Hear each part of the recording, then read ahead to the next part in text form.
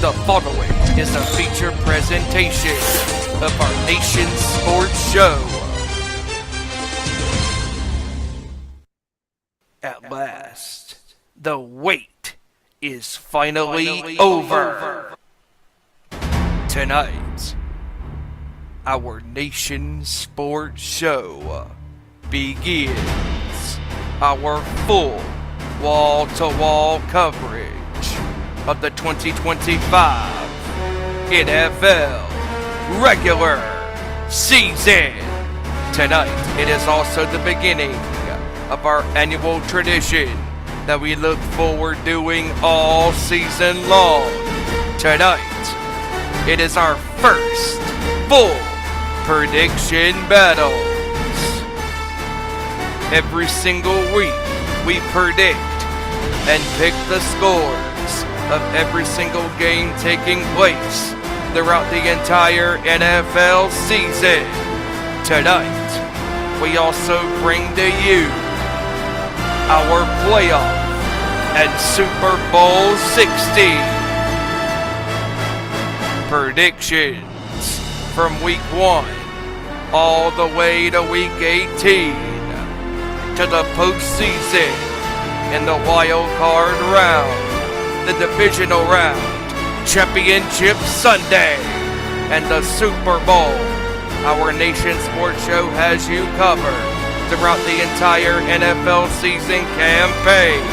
Tonight, we also analyze the shocking trade between the Dallas Cowboys and the Green Bay Packers. The Cowboys traded their star defensive player, Micah Parsons, to the Packers. Let's talk football all year long.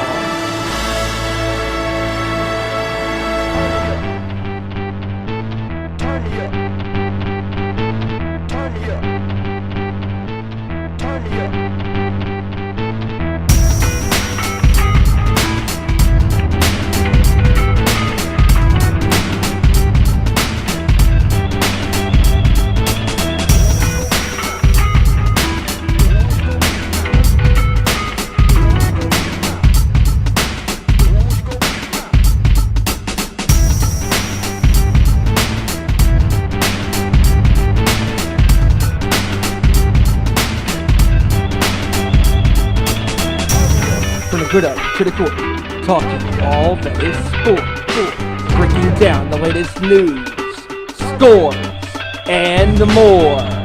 Welcome to our Nation Sports Show. Hey, what's going on, everybody? It is good to be back. It is a post the Labor Day edition of our Nation Sports Show. We thank you, everybody, for joining us. I am Ezra Vickery, here with you once again here on a beautiful Tuesday evening right here in Northwest Indiana, just an hour or so southeast of the Windy City itself, Chi-Town, Illinois. I am glad to be here, and I know we're all glad to be here. Thank you for joining us. We hope everybody had a wonderful, safe Labor Day, and if you had the day off, I hope you're able to enjoy it with friends and family, have some drinks, grill out, watch whatever was on TV, college football, whatever it was. I hope you all had a great time. But now it's time to get into some sports talk with us. And first, of course, is the ways you can interact with us. And of course, that is at Owen_Sports Show, which is, of course, on X. And then Facebook, Instagram, and YouTube.com are all at our Nation Sports Show. We are currently live, of course, on YouTube every Tuesday at 8 p.m. Eastern, 5 p.m. Actually, wrong. Yeah, 7 p.m. Eastern, 4 p.m. Pacific. On YouTube.com. You can find us here, like, subscribe, and share with your friends. We would love for new followers to come along. And if you got any picks, opinions, anything in the chat tonight, we would love to see them. Also, don't forget to follow the Nation's Corner. The Nation's Corner on Instagram. And everywhere else is Nation's Corner. Don't forget to follow them there. Of course, it's all our pro wrestling sister show. And the guys and gals, especially the greatest tag team of all time, two breasts, one thigh, two breasts and one leg are gonna be there doing their damn thing every week. And it's gonna be awesome coming off of an excellent excellent Clash of Paris and a Monday Night Raw that's going to lead into a very exciting return to the U.S. on Friday on SmackDown back in Chicago, Illinois, with both John Cena and CM Punk in the house. And they'll talk about that as well as everything else in the world of professional wrestling on Saturday at 7 p.m. Eastern, 4 p.m. Pacific, most Saturdays, excluding pay-per-view times, which start around that time, on youtube.com/The Nation's Corner. And also, don't forget to follow at 2 Sweet Cosplay across all socials. We are currently right now possibly doing some stuff for the end of the year. We are looking into that. Please go to 2 Sweet Cosplay, at 2 Sweet Cosplay everywhere to find some cosplay photos, of course, videos and stuff from our meetups, our panels that we've done over the years. And we're, of course, getting ready for next year for C2E2 and, of course, Anime Central 2026. And we'll have updates as we get closer to that, so keep an eye on our social medias as information becomes available. All right, enough talking, enough plugging stuff that I basically don't get paid for. Let's go ahead and get going here. We got with me tonight, the start of the show starts off with a three-man group. And this is not the Blue Man group, because we actually are talented people. But here we are. We started off with my bro here, the leader of the Alabama Crimson Tide gang himself, JT, Joey Thornton. What's going on, my brother? How was your Labor Day? My Labor Day was actually pretty nice. I went and worked, even though I didn't have to, but every time you can work a holiday and pull some double hours, I mean, hey, it's worth it, especially when you're behind a little bit. But what is going on, everybody? Hope everybody's having an amazing Tuesday. I'm sitting here leaning back in my new gaming chair, which feels awesome, by the way. But like Ezra said, we are here. We are ready to talk some football, and we're going to be bringing you some football all throughout the show because, well, that's our favorite sport here. We love to talk about it. We got some monster trades that went down. We're going to give our predictions as far as the playoffs and the Super Bowl. Um, and then of course we got our pick segment starting back up once again. Looking forward to getting that underway. And for those of y'all who enjoyed Ezra's 3 minutes of fame, I am so sorry. But let's get the show on the road, baby. Let's go. Yeah. Yeah, I have 3 minutes of fame while your team on freaking Sunday got their asses handed to them. Handed to them worse than a squash match involving the Big Show. Come on. Oh, it's all right. It's all right. Come week 6, we're gonna take your boys to school again. We're gonna beat them on another Hail Mary. Yeah, well, we'll see about that one. We'll see. We'll see if your Jay Nail can handle the monsters of the Midway. We'll see. Oh, he's done it before. He'll do it again. Yeah. See, the competitive spirit's already going, folks. Gotta love football season. And then with me, of course, is my heavy metal brother from North Kakalaki, a man whose rants and opinions are full of more hate and vitriol and violence than a Slayer album. Ladies and gentlemen, Mr. Big Stevie Wyand. That's right, because I will be heard. Yes. And none of this stuff is planned, folks. It is all straight from the heart. And we are so excited. Nice Neo reference. Thank you for picking up on that. I'm pretty sure those that understand that reference will get that as well. I know our very own Randy will get that. And my buddy Bo out there. And I know those guys both appreciate the Hatebreed reference, and I know you do as well. But anyways, we are happy. We are ready to do this because the NFL season is here, and we begin our full coverage of the regular season.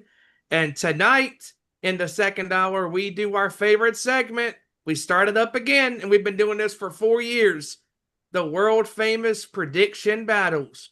And for those that don't know, we predict every single game. We give our scores, And for the last 3 years, we have done a friendly competition where the winner of the prediction battles wins basically now a coveted championship. And we've been doing this now, and it's a lot of fun. And that championship will be defended this year by our very own Joey. And looking forward to doing this here this year. And that's going to be a lot of fun. And knowing Hijacker and knowing Kevin, they're going to throw caution to the wind. And they are going to give some crazy picks. And that's what you got to do sometimes when you want to get ahead of the pack. Sometimes if you want to have a shot at winning. But it's exciting times for us as sports fans. But it's not exciting times for Dallas Cowboys fans. And we're going to get to that monstrous trade. If you're living under a rock, then you don't know what's going on. But if you live in reality, you know what happened last week, and this shook up the entire NFL landscape and sports landscape. So with that being said, let's do this, fellas. Yes, sir. And before we get started real fast, I do want to point out that since Steven has already brought it up, the fact that the championship will be defended this year by me, we're talking about this little championship right here, buddy. I got it right here with me. Yeah, So on me. looking forward to defending this belt this year, seeing if any of y'all can match my wits, match my pick'em wits. Shouldn't be hard to match your wits. Trust me on that. Ezra, should I kick you off? That would be like Albert Einstein battling Jeff Foxworthy.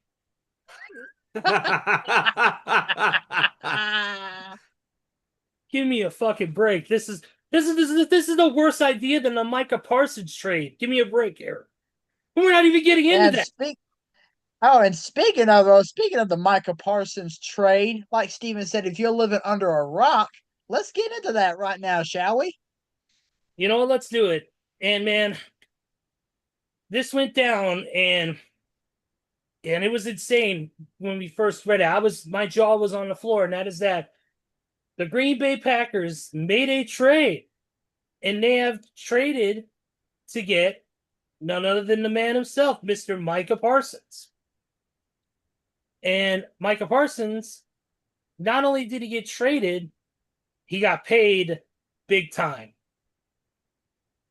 And it was something we could not believe when it went down.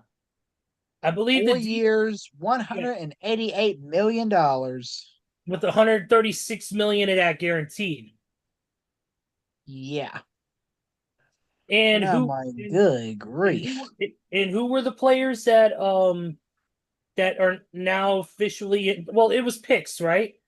Yeah, it was a 2026 first round pick, a 2027 first round pick, and 10-year veteran defensive tackle Kenny Clark, who were shipped off to Dallas. Oh, and the trade in the fucking circus known as the Dallas Cowboys keeps on going.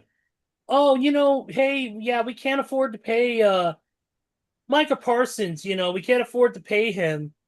But, let's go ahead and pay our cornerback, DaRon Bland, a 4-year, $92 million deal.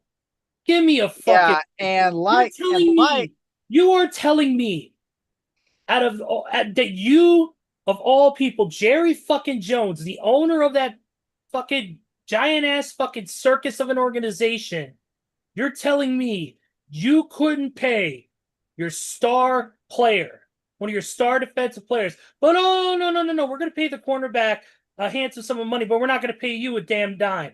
We're going to ignore you, and we're going to put a lowball offer on the table and tell you to go fuck off. You know what, dude? This is stupid. This is why Jerry Jones is the worst owner in the NFL right now. And there's a lot of shitty owners and a lot of, shitty management, but I mean, this is just absolutely dumb. Like, you basically made yourself look like a total jackass by basically letting your star player go, Micah Parsons, one of your guys who's been on that team for a good long while. You let him go. But yet, I'm going to sign this other guy to almost $100 million deal, but you couldn't afford $188 million, or you couldn't afford a big deal to pay the other guy that's been loyal to your team for a long time. Give me a fucking break. This is all a fucking joke for these Dallas Cowboys, All and that's right, why they're going to be so sitting in the bottom of the division. yeah, so here are my two quick thoughts because I know Steven's going to have a lot to say, but I got to get these two quick thoughts off my head. And by the way, First off, that's a rare Ezra rant that you won't hear. yeah, first Yeah. off, if I'm Micah Parsons and I'm looking at this contract that the Cowboys offered Deron Bland, knowing that they could have knowing they could have given me that money, me as a Micah Parsons that money, I would be looking Jerry Jones in the freaking eye right now and saying, "Up yours, dumb butt." I mean, seriously. I mean, the fact that Dallas, or should I say Jerry Jones, completely ignores the fact that Micah Parsons, the star defensive player on the linebacker and defensive end signed for the Dallas Cowboys, saying, "Oh well, we can't afford to pay you, but instead of fixing our run defense, we're gonna bring back one of our secondary guys. Yeah, that should help us. We'll sign Deron Bland to a 4-year, $92 million extension. How about that? Um and also with the fact that we no longer have Micah Parsons on the roster, we just want to make sure that we go out there and win every single game that we possibly can. And one other thing, we need to focus on stopping the run. Um, say what, Jerry? Say what? You're focused on winning games and stopping the run defense when you trade your star defensive player who, given the right practice, could help stop the run? I mean, I thought me as a Washington fan, I thought we had it rough with Dan Snyder as our owner. But my lord, Jerry Jones, with the way that he is running this organization, he's making Dan Snyder look like Albert freaking Einstein, for crying Hey, out loud. hey, let me encompass this by saying it in the words of L.A. Knight. If I was having that contract, I would tell Michael Parsons. If I was Michael Parsons, I would tell Jerry Jones to bend over so I could stick that contract so far up his keister he could read the numbers in the back of his eyelids. Yeah. Yeah. I mean, it's pretty cut and dry when it comes to the situation here, fellas. Jerry Jones is going to do what Jerry Jones wants to do, whether we like it or we don't. And we definitely don't like it. And he said it himself in the Netflix on the trailer. And it said throughout the entire, at one point it said during the documentary, and I still got to check that out. But the trailer says it all. I want this Cowboys brand essentially to be the biggest soap opera and the biggest talking point 365 or 366 days a year. And clearly, this is what Jerry Jones has been focused on since he became the team owner and president of this organization and what was known as America's team. The reason why they were known as America's team is because they were winning when they were being coined America's team. You can't even call them America's team because now they are the America's team that is getting laughed at and humiliated by all of us here on YouTube and these people that have podcasts or the mainstream media. Like, it is ridiculous how Jerry Jones does not look at his football team as a win-win situation. More like America's trash can. Yeah, America's trash can. There you go. Or better yet, refer to my name for the night, America's choke team. Yeah, pretty much. And when you think about what happened here, Micah Parsons and Kevin brought this up last week on the show when this is days before the trade went down, and talking about Micah would have taken a $35 million deal. But the minute defensive players are being signed in the offseason, that rate goes up. That asking price goes up. Because if somebody's getting paid $40 million a year, somebody wants to be paid $45 million a year. And then when that happens, the next person wants $50 million, and so on and so forth. So you mean to tell me the best overall option on your defensive side of the football that actually can, yes, Jerry Jones, stop the run, you trade away him, and now you get, oh my God, you got Kenny Clark, you bastard! Come on! What are you doing? You're trading away your best option of stopping the run? He said to the media, oh, our goal is to stop the run, and I think this benefits our football team. He's talking out both sides of his ass. He's cashing checks with his mouth that his ass can't cash, and he's got the book to pay these players, but he chooses to be lazy. He chooses to not pay these players at the earliest of opportune times. And like Kevin said last week, and he was absolutely spot on when he talked about this. When Dak Prescott got paid, when CeeDee Lamb got paid, they were both paid their contracts before the season started. And at that point, the asking price for those quarterback and receiver positions, respectively, went up even more. So, and like you said, Joey, if I'm Micah Parsons, I am highly pissed off because DaRon Bland gets paid 4 years and $92 million. What, the cornerback that had a nice little streak going on? We had an interception streak going on. Oh, good for you. What do you want, a trophy in your trophy case? Give me a break. Yeah. It's just, I mean, I know we already gave our conference previews for the NFC East, which technically we just did that last week, Yeah. but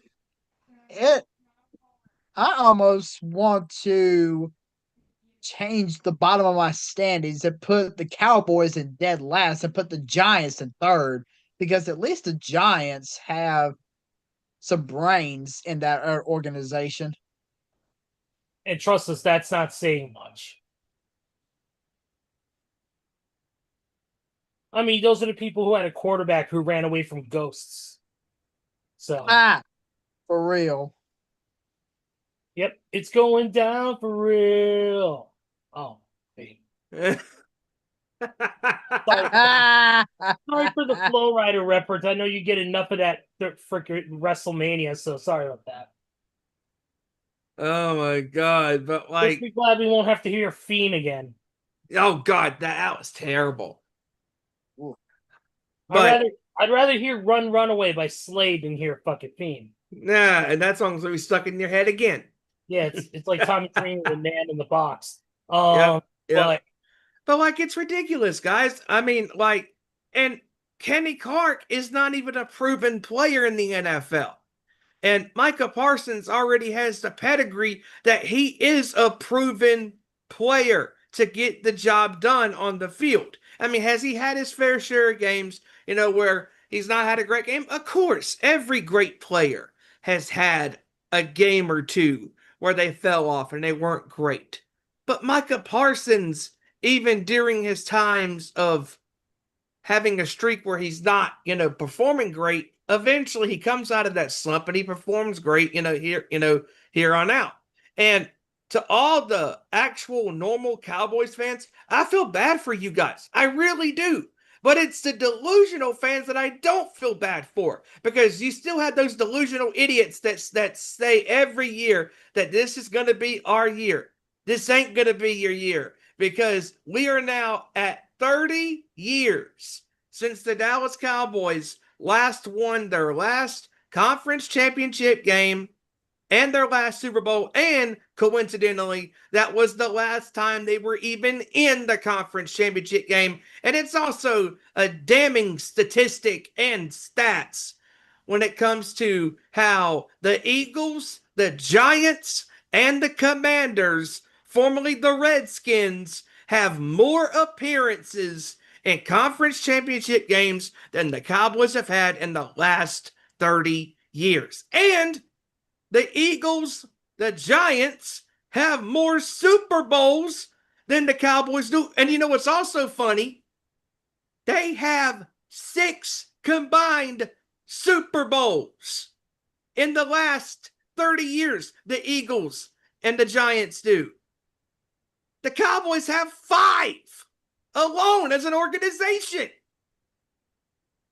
I mean, the train just keeps rolling all night long with this organization. The Cowboys will never get it done.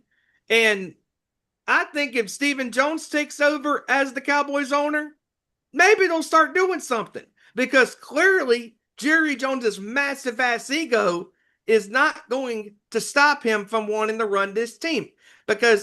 And I cannot wait to rip this team apart, especially him apart, because we know throughout the regular season we're gonna get clips of him talking both sides out his ass, and talking to the media, and especially to those poor, radio reporters that do their job. And God bless them having to put up with his shenanigans, because that one radio host that got put in his place a year and a half ago, that was just ridiculous. But yeah, it's another tradition. Not only is it our annual prediction battles, but it's another year bashing the Cowboys. Are you sure it's an annual tradition, or is that just a sad, repetitive thing we keep doing? It's a little bit of both, because we can't help it sometimes. Oh no, we could. We just choose not to. Well, actually, no, we can't really help it because Jerry Jones makes it so easy for us. Just saying. Yeah, it's like it's so easy. It's like booking AEW better. But moving on. I'm just so glad certain people don't watch this show. 'Cause I would be hearing it later, and I don't want to know. But moving on before I end up dead.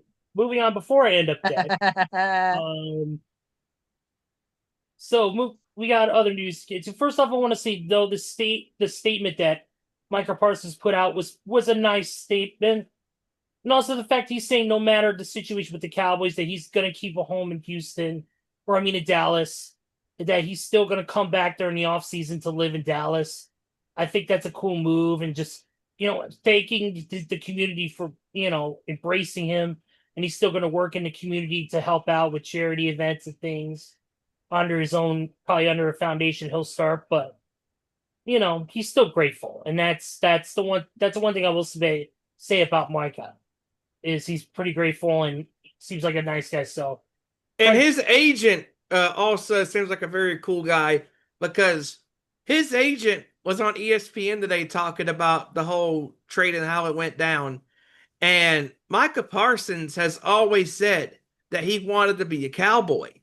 And I honestly, truthfully think that if Jerry Jones would have done what was right for the team and paid his star defensive player, he would have been honestly a Cowboy for life, probably. And that's what I don't understand is every other defensive player that Jones has liked, he's pretty much paid them. But the one guy that clearly is the best player on the defense now, you're not going to pay him. Oh, we're just going to trade him. He lowballed him. I mean, it was a terrible offer. And I think Micah and I think his agent have handled this the best way they can. But this could be a very bad sign for the Cowboys all year long, because their run defense without Micah Parsons is not good. Yeah. And if you're the Green Bay Packers, you got a hell of a deal, with this guy. And now to the Green Bay fans, I know there are Green Bay fans out there, that are out there going, "Oh, we got a chance to go to the Super Bowl." Relax. Fuck you, you cheese-headed motherfuckers. You guys are still gonna be under Detroit's feet when they stomp you and win the division, so fuck off. I love it. It's full of piss and vinegar today. I love it. Only when it comes to Green Bay. Only when it comes to Green Bay, because I met a lot of Green Bay fans who are jackasses, and I just a couple Green Bay fans I know, including my cousin Shauna. By the way, shout out to Shauna, who is a dire Green Bay Packer fan, but she respects my opinion on the Bears and the Packers and all that. And we jab at each other, and it's all in good fun. But um, no, that's just the Bears fan coming out of me that's been tortured by Green Bay whooping our asses for the past fucking 20 years. But it's all good. It's all in good fun. Um, Also, real quick, the Chiefs have signed tight end Robert Tonyan to their active roster and running back Clyde Edwards-Helaire to their practice squad. Oh wow, bringing back Ooh. Clyde Edwards-Helaire. Yep. Huh. The Miami Dolphins outside linebackers coach Ryan Crow was arrested Friday morning in Fort Lauderdale on a domestic dispute charge. Domestic Wow. battery, actually. He's been placed on administrative leave following his arrest. Interesting. Patriots are releasing veteran safety Jabril Peppers. So yeah, he's out there right now, but he could also possibly return on the practice squad, of course. Let's see, what else can we get into? Oh, how about the fact that the Buffalo Bills have brought back wide receiver Gabe Davis? Yep, That is a excellent move by Buffalo. yep. They Huge move by Buffalo. brought back their big wide receiver back to their roster. A big man who can also get out though, who can get out there and get that ball if Josh Allen targets him. So that's definitely you need some size on that team, and Gabe Davis brings that. Especially with whatever wide receiver setup he's involved in. You gotta have a guy who's big, tall, and of course has a great push off when running, and he's burst of speed. He's got to have that, and I know that Gabe Davis has that. So, And if you're Josh Allen, you're very happy that your big wide receiver target is back with you, because that is the one thing that I think that is going to motivate Josh Allen in Buffalo, knowing full well now that Gabe Davis is back. And even though Amari Cooper was there last year, he really did not have that much of a productive year with Buffalo. But Gabe Davis, I think he could be the secret weapon to their success this year, because Josh Allen in Buffalo is going to be motivated to wanting to get to that Super Bowl and wanting to win the Super Bowl for the first time for Buffalo. and I think also too, it's a big motivator for actually both the Bills and the Raiders, because the Raiders get back Amari Cooper, and Cooper did have some good success out there in Oakland. Yes, he did. So he had some great moments. It was a game changer for Oakland, especially getting some surprise wins over the past couple of seasons. And now that he's going to Vegas now that they've been the Vegas Raiders for 5 years now, and now that he's going back to the Raiders organization, I really think that this is a win-win situation for both Gabe Davis and Amari Cooper. Yeah. And also too, real quick, we want to send our congratulations to Lee Corso, of course, the legendary picker and host of College Game Day Live. He officially retired. Of course, he started with the show originally many, many years ago, had his final picks on this weekend, and guess what? He went 6 for 6. Nice! What a way to go out! And every team that he coached on or played on won. Man, that is awesome. What a way to go out for the legend. And he even got himself his own Ohio State Buckeye mascot helmet or mask. Nice. So the mascot gave him one of his own to have for now on. And if I'm not mistaken, he is 90 years old. That man.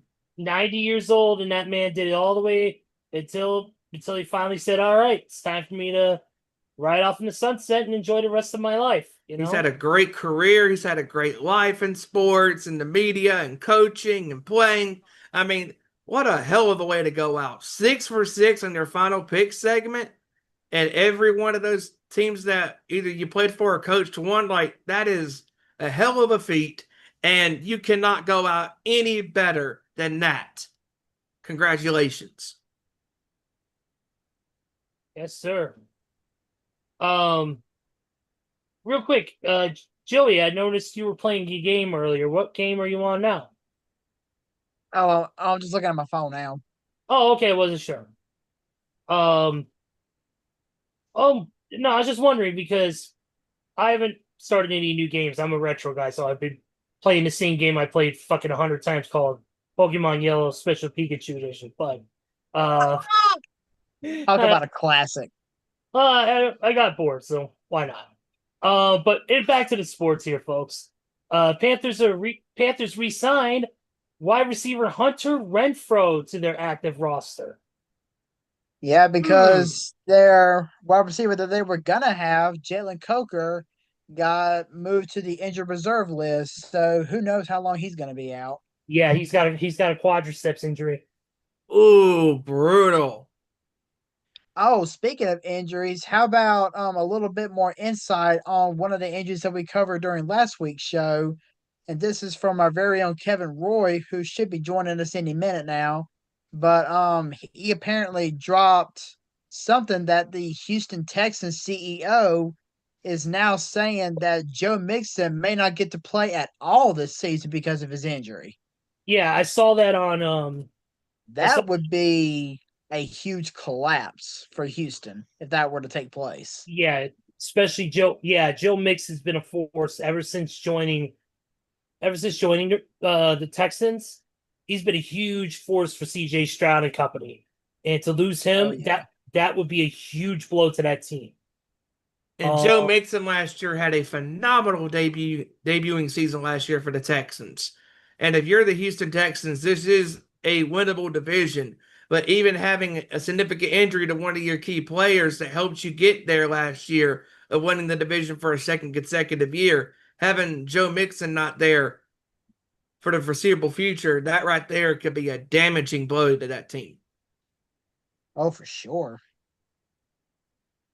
and by the way, I have a little update on Micah Parsons' contract because as you know, taxes vary by state by state.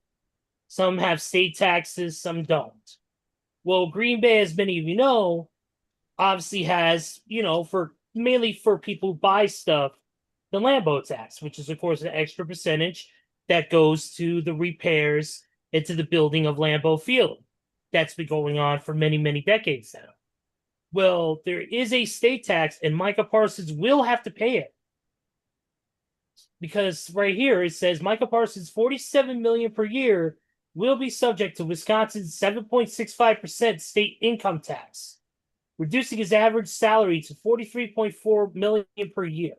Still more than the 40.5 million average per year that Parsons was offered from the Cowboys in a no state income tax Texas. It's still going to be higher than TJ Watt's 41 million, Yeah, Yeah, but barely. but barely. I mean, in for anybody who makes that money, that's a drop in the bucket. But even for me, that would be a little bit of a hit. I'd be like, oof, because you're losing, over $3.5 billion. You know, Yeah. and most people who make that money, whether you're a sports athlete, a pro wrestler, I mean, even pro wrestlers don't make that kind of money. No.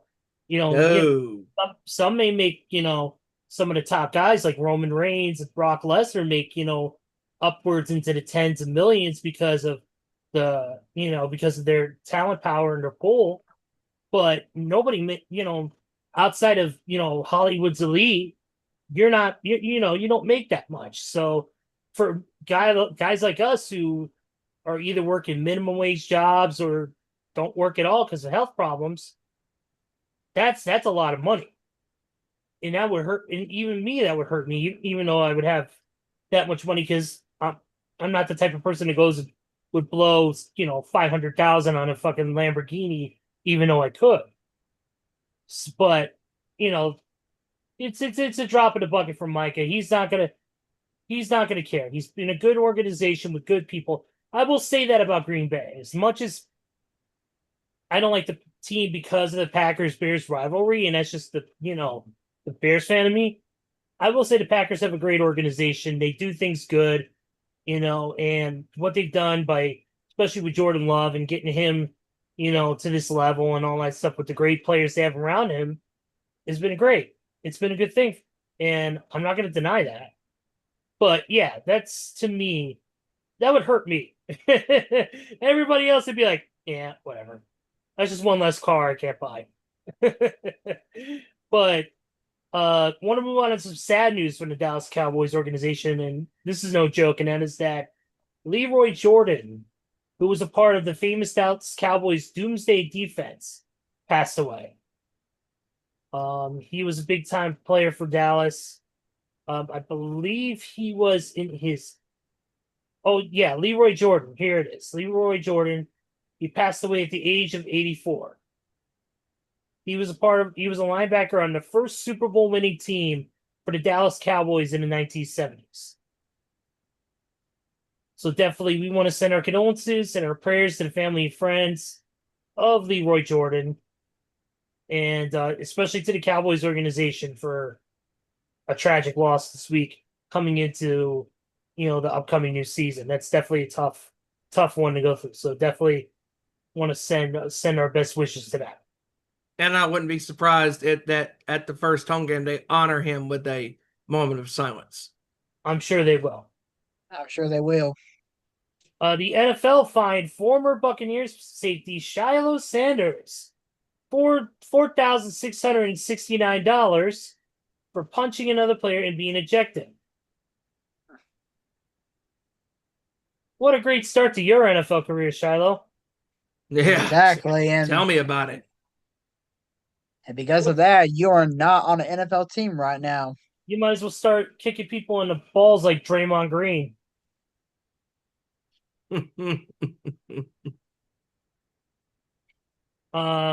Obviously, we mentioned about during my rant about DeRon Bland getting a 4-year extension worth $92 million in Dallas, of course. That's whatever. That's, it's their sandbox, whatever the case may be. Back to the Lee Corso thing. His final college game day show set new highs. And at 3.5 million viewers on ESPN and ESPNU, it was the most watched episode ever at 5.1 million viewers. Wow. Which is the highest regular season quarter-hour average peak ever. Chiefs and Trent McDuffie are not expected to come to a multi-year contract extension before the season starts.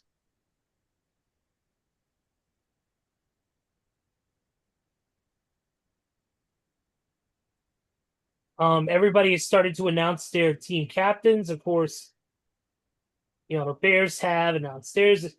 2 of them being Caleb Williams and one other one being Cairo Santos. So that's pretty cool. Wow. And here's something pretty big. what's that? Former San Francisco 49er and New England Patriots wide receiver Kendrick Bourne supposedly visited the Washington Commanders today. So that would be a pretty big pickup for us. And he's got the speed too, because when Mac Jones was quarterbacking, him and Bourne developed a connection. Exactly, and he's only 6'1", 205 pounds. So he's got some speed. So he could be a decent pickup for us. And that right there would be 3 receivers, starting receivers right there with obviously Debo and with Scary Terry, and you can get him added to the team. That's a hell of a 3 receiver set right there.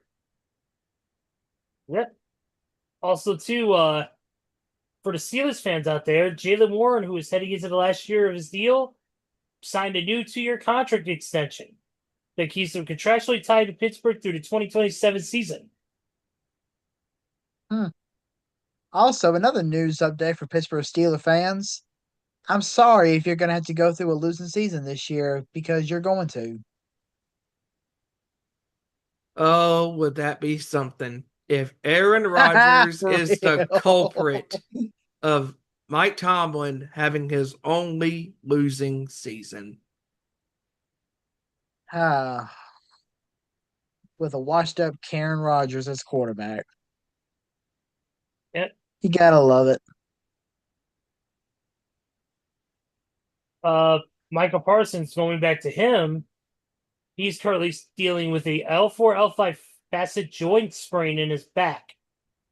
And he may take an epidural injection prior to Sunday's game versus the Lions if needed to help him play.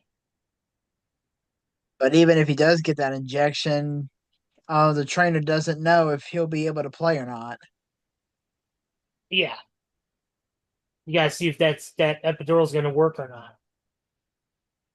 Because those things are a tricky thing, but also some concerning news was Florida State freshman linebacker Ethan Pritchard was shot Sunday night and is in critical but stable condition in an intensive care unit at a Tallahassee area hospital.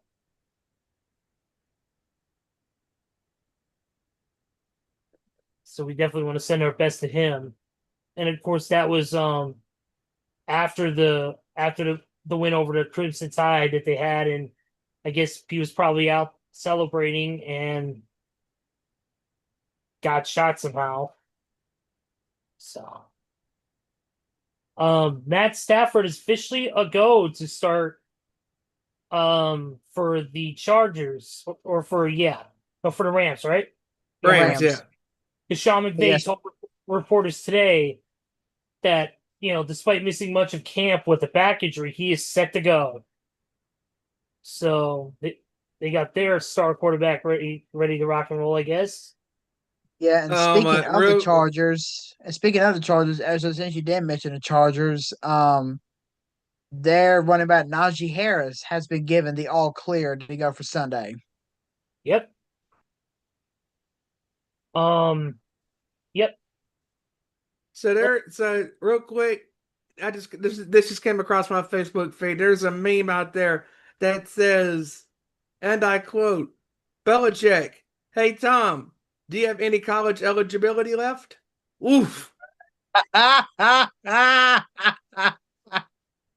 Oh my God. I was not expecting UNC to get blown out like that last Hey, night. and hold on, and we're gonna get into that in just a few minutes, but I want to Oh my I'm gonna gosh. wrap up with these final couple of news notes.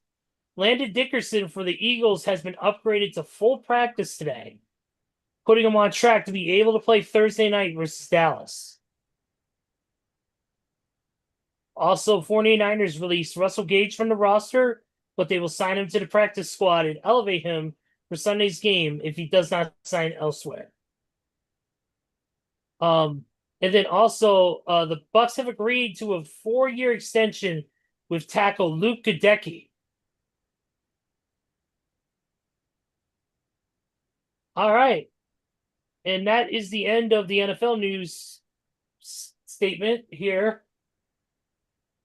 And now we move on to now we're going to go ahead and talk about, like you said, the UNC Tar Heels. Former coach Belichick, former coach of the New England Patriots, his debut as the head coach of the Tar Heels, it did not go well. He got No, it did not go well. the hell out of the stadium. And Joey and Mr. Dave Grohl, I want you guys to go ahead and take the lead on this. You mean to tell me who's who of celebrities that were at this game? People such as the great Michael Jordan, Randy Moss, Coach Roy Williams. I mean, there was a hell of a lot of talent there that were there inside of the stadium last night. And my friend Bo was at the game, and I talked to him about the game. I'm like, dude, what the hell was that? Like, that was embarrassing. I mean, I don't care how.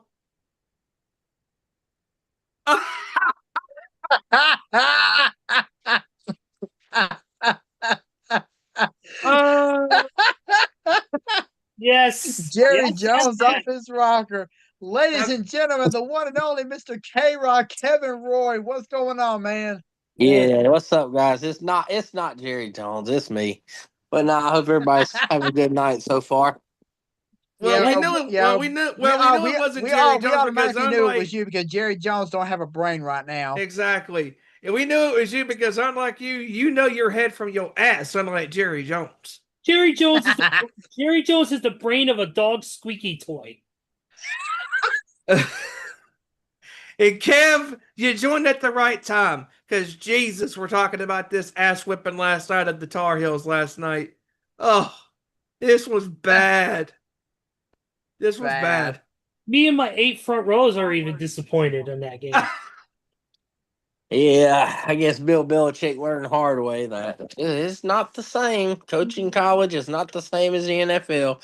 Not to say it's harder, but it's two different atmospheres.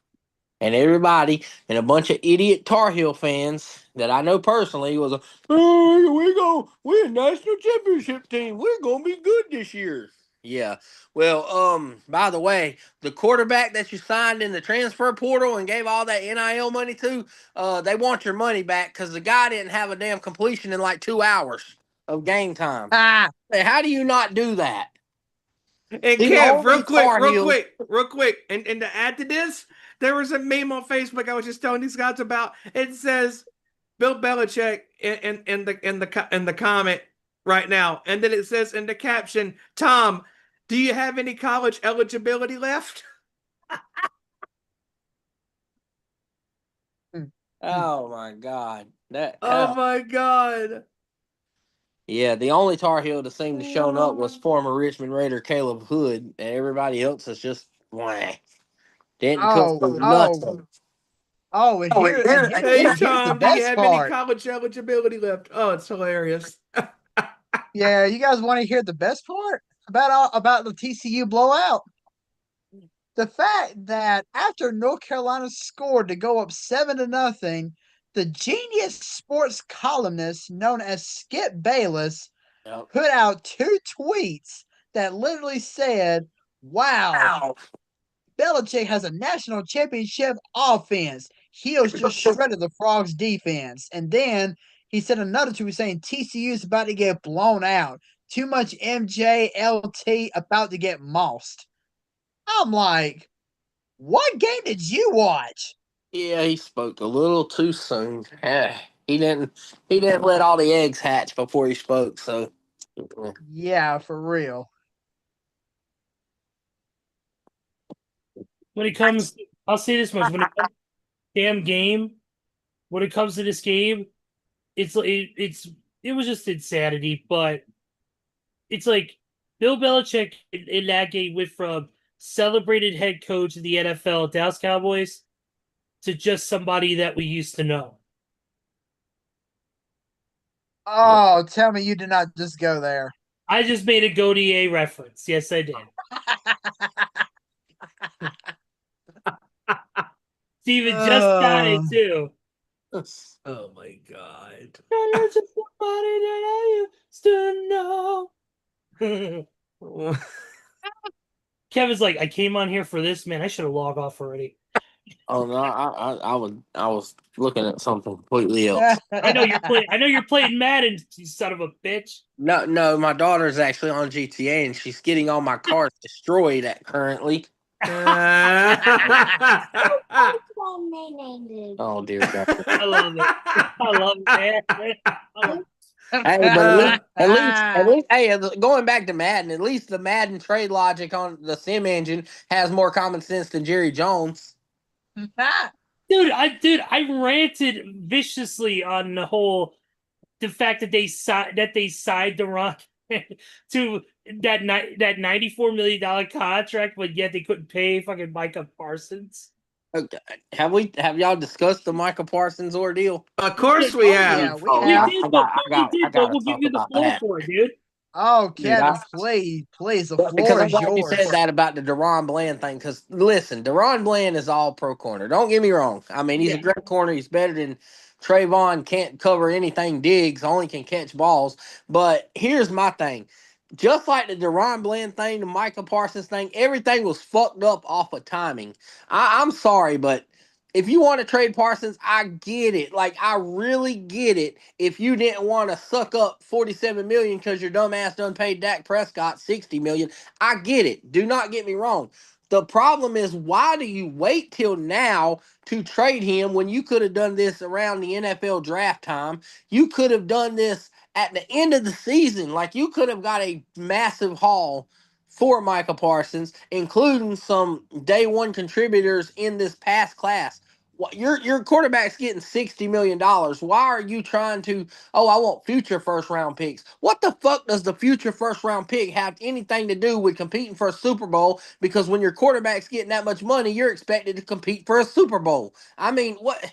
What does that have to do? I mean, and you know how the Dallas Cowboys draft. Jesus Christ, we might have another fucking Tyler Guyton or another fucking Tyler Booker now on the offensive line. Like, oh, all these premier players, and guess what? We're going to draft. We're going to draft a left guard.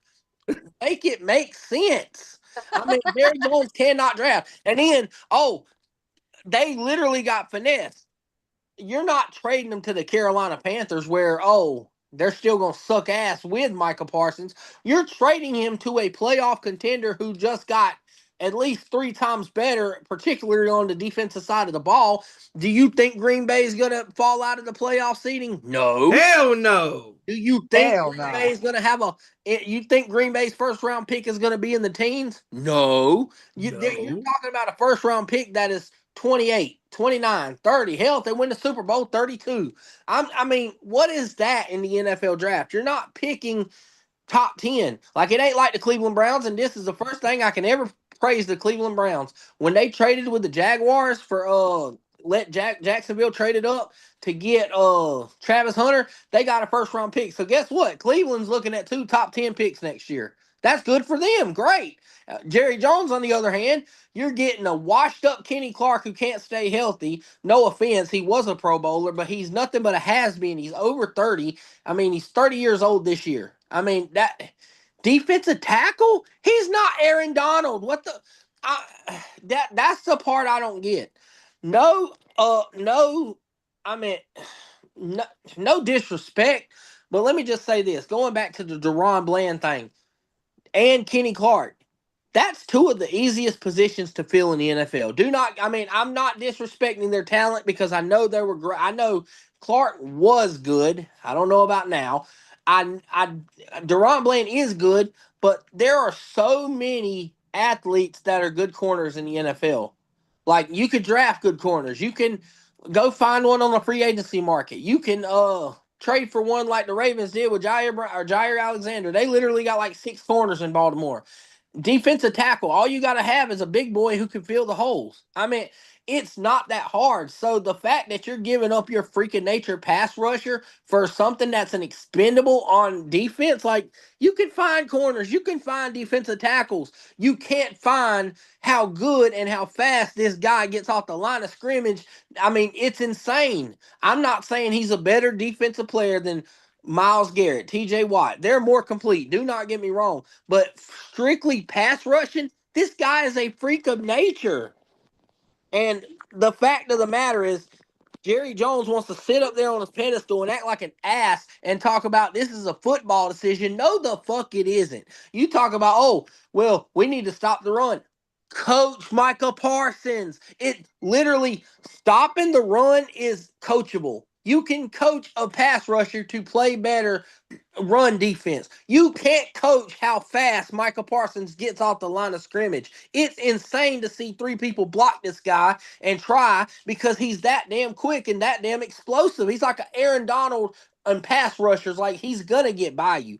You can't coach that. You can coach a guy to stop the run. I don't remember if you realize, but Aaron Donald, when he first came in the league, he couldn't stop the run like that. They literally he got coached up to stop the run.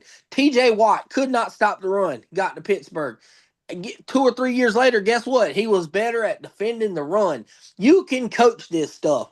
Jerry Jones, this shit was nothing but personal with Jerry Jones. I don't care what nobody says. He did this because he got his feelings hurt because Michael Parsons did it the right way. He basically said, "Don't talk to me. Talk to my agent. I don't negotiate deals. You're not taking advantage of me." And he got mad about it. Hold on, baby. Popsicle. Okay. Got mad about it, and now he's in his feelings. And for what? I mean, and you're going to let your best player on your entire team go because of it? Come on, man. This ain't no football decision. It was nothing but a damn personal decision, and a personal decision is going to hurt them. I'm telling you, it's going to hurt them. And only to get 2 first-round picks out. Come on, dude. At that point, I would have shipped his ass to the damn Panthers. But you know who they ship his ass to? The last person to beat your ass in the playoffs the last time you made it. The Packers straight put the belt to your ass the last time you played. Now you turn around and give them Micah Parsons for a bag of chips? I mean, it makes sense. Jerry Jones is doing stupid shit. And the fact of the matter is, coming out on ESPN today, there was a good article, well, a good segment on First Take that I watched where Michael Parsons' agent basically broke down everything that went on. Basically, he was hinting at Jerry Jones wanted to trade all along. He did not mention another thing about negotiating a contract. He just said, "We'll let you know when. I don't know yet." He's been saying that all offseason. Well, hello. It's time to put up or shut up. You should have been done traded him. So the problem with the trade in general is about the timing. I have all the issues about the timing and the capital that you got back for him. I mean, I don't look for this team to be worth a shit. I mean, their offense will put up some points. Don't get me wrong. I mean, as long as Dak is healthy and CD and George Pickens don't do a swanton bomb on the referee 50 yards downfield when somebody else is hitting Dak Prescott, I think they'll be okay. But their defense, holy shit, they might be atrocious like the 2021 Cowboys defense. They might be worse than that. Absolutely spot on with this assessment because Micah Parsons and his agent have handled this situation better than most people would. And Jerry Jones, on the other hand, is continuously digging his own grave when it comes to how he is managing this team and how he is not putting together the best product on the field. And that's why I specified normal Cowboy fans are pissed off with Jerry Jones's actions And on what he's they doing. see the problem. They see that Jerry Jones is not making football winning decisions. He's making decisions based off his emotion and his ego, as he typically does. He is not. He don't give a shit about winning Super Bowls. He gives a shit about whether the ESPN network and nationally televised networks talk about the Cowboys. That's all he cares about, and it's pretty evident.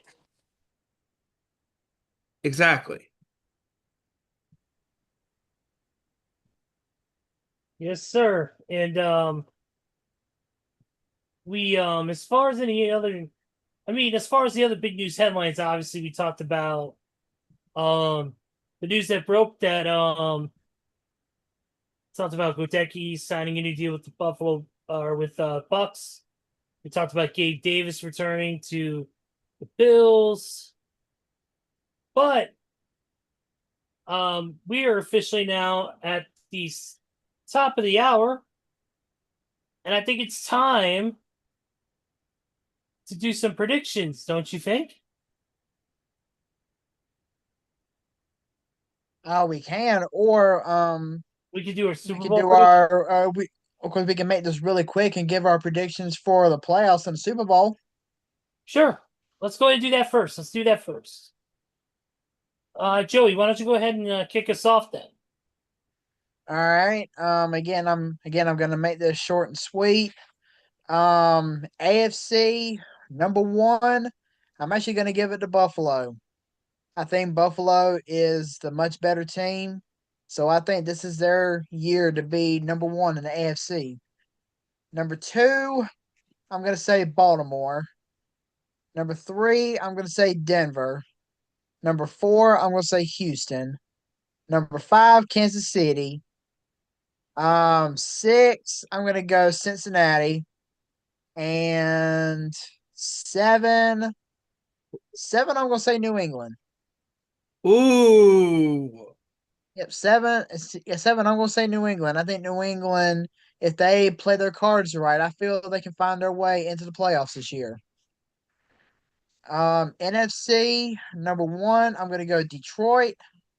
Number 2, I'm gonna go my Commanders. Third, I'm gonna say Tampa. Number 4, I'm gonna say number 4, I'm gonna say San Francisco. 5, I'm gonna go Philadelphia. Number 6, I'm gonna say Atlanta. No, no, no, no, no, no, no, no, no. Scratch that. Number 6, I'm gonna say Green Bay. Number 7, 7, I'll go Atlanta. But it wouldn't surprise me if Minnesota takes number 7. It's either gonna be Atlanta or Minnesota, in my opinion, to get that 7th seed. Um and again, I know this is just a prediction where we pretty much wing it all the time, but the Super Bowl matchup that I want to see come February is the matchup that everybody wanted to see in this year's past Super Bowl. Give me a 30-year rematch between the Commanders and the Bills in the Super Bowl. I'm calling it. Ooh. Okay. Okay. I like. Go ahead, Steve. But it also would not surprise me. But I will also, I mean, obviously the Commanders and Bills is going to be my number 1. But if I had to pick a close number 2, I would say Detroit and Buffalo.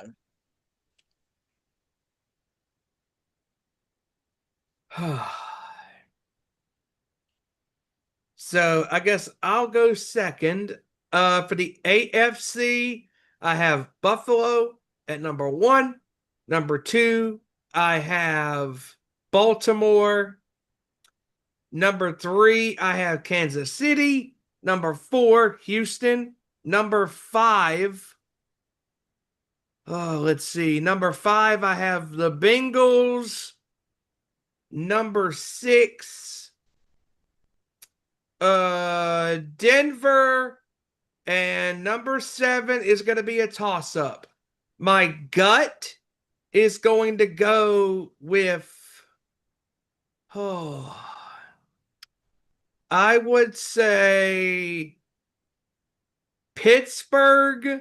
But if it's not Pittsburgh, then I'm going to say Miami.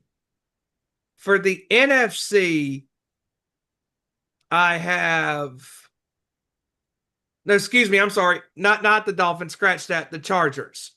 If it's not the Steelers at number 7, it'll be the Chargers at number 7. NFC side, I got at number 1, Detroit. Number 2, I have San Francisco. Number 3, Philadelphia. Number 4, Tampa Bay. Number 5, oh, this is tough. This is tough. Number 5, I have 5, I have, who's your 5 again, Joey? My 5 was Philadelphia. Philadelphia. Okay, 5 for me, because going into the tradition of records. 5, Washington. Number 6, I'm going to go with Green Bay. Number 7, my number 7 pick is the Rams. But like Joey just said, if it's not the Rams, for me, if it's not the Rams, then I got Minnesota. And for the Super Bowl, my number 1 metaphoric gun to my head pick, I'm going to go Buffalo and, oh, let's see, Buffalo and San Francisco.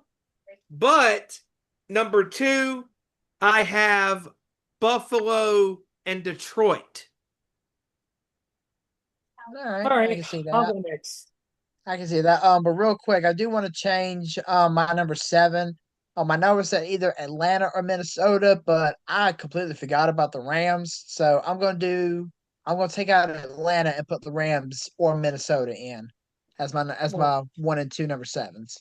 Okay. Well, I was AFC. looking at that, my number 1 seed, I got Baltimore. My number 2 seed, I got Buffalo. I think they had that clinched up pretty early. My number 3 seed, uh, my number 3 seed, I got Kansas City. Or no, my number 3 seed, I'm going with Houston. My number 4 seed, I'm going Ooh. with Kansas City. Okay. Number 5 seed, I'm going Denver because I did already predict that earlier, and when we were discussing it, that Yeah, that's what I was trying to remember too, because I was Denver would like, upset Kansas City in the wild card rounds. I got Denver as my 5 seed. wow. My 6 seed. See that's my 6 seed. I'm actually going with my 6 seed. I'm going Cincinnati, of course. My 7th seed. I'm gonna go with the Chargers. Okay. And Okay. NFC. I'm going Detroit 1, San Francisco 2, Philadelphia 3, and Tampa Bay 4. My 5 seed. This is where it gets hard because I'm trying to think of how I predict. Damn. Oh, You had Dallas at you had here's the key thing.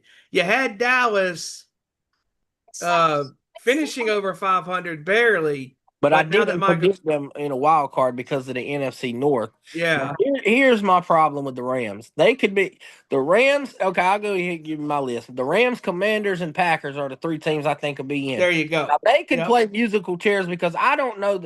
The Commanders I know will be good, but the problem is if the Packers are really consistent enough, they got a shot at the 5 seed. Or if Matthew Stafford stay upright and they got a shot at the 5 seed. So it's really a toss up. But for right now, I'm going Washington 5, LA 6, and Green Bay 7.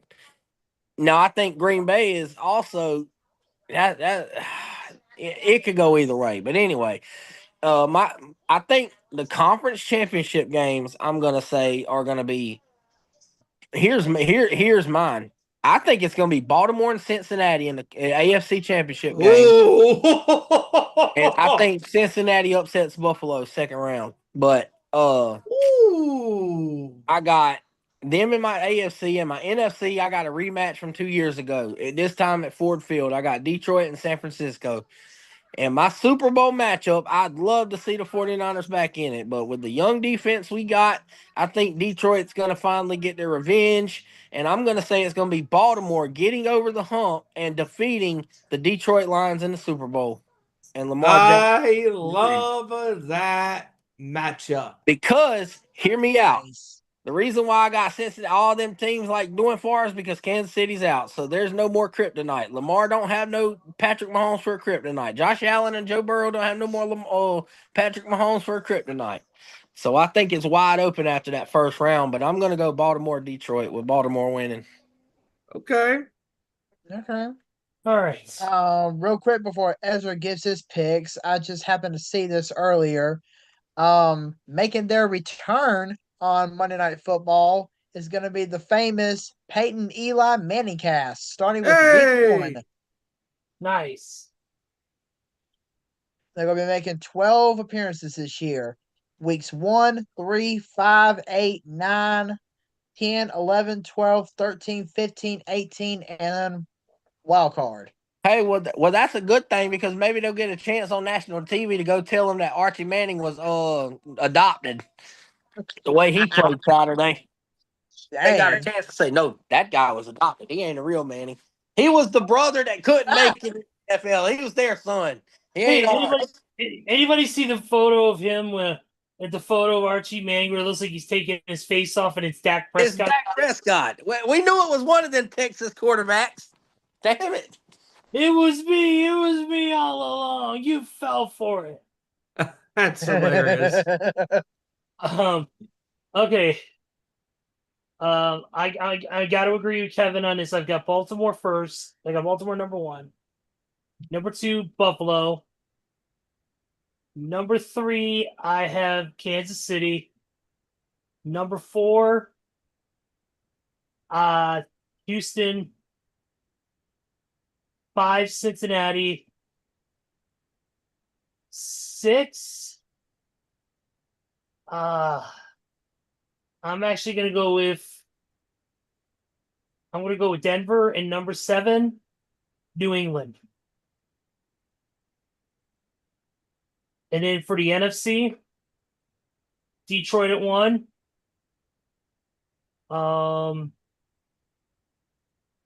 Let's see, yeah, Detroit at 1. I've got at number 2. I've got looking at sorry, I was distracted by Jada Parker. Can't help that. But yeah, I've got Detroit at 1. I've got 2. I'm going to go with number 2. I'm going to go with actually I'm going to go with the Redskins at 2. Number 3. Number 3, I have number 3. I have the. I think I have the. Yeah, I have the. I'm going to go with the Eagles at 3, Bucks at 4, 5. Actually, no, it changed. It changed. It's gonna be, yeah, Detroit 1, Washington 2, uh, Bucks at 3, 49ers at 4, 5. I have, and this is gonna shock you. 5, I have Green Bay. Whoa. Because I do Whoa. think, despite my hatred for the team, I do think that Micah Parsons will help them out and give them a boost that they need to make a big push.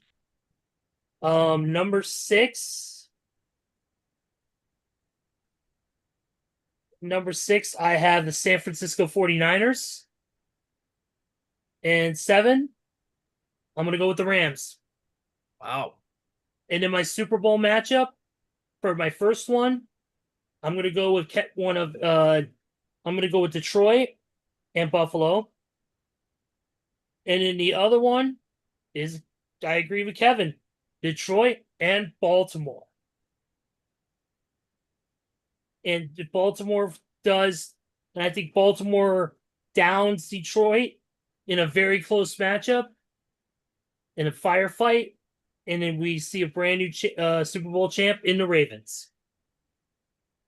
And I like this theme that we got going on, that we're all going against Kansas City because we're thinking that Kansas City does not have the firepower or a complete team like these other teams do to go deep into the postseason. And I really think this is the time. Look at all the personnel that they lost during this offseason. Mm-hmm. They lost a good amount of it's like the Eagles. The Eagles lost a good amount of personnel too.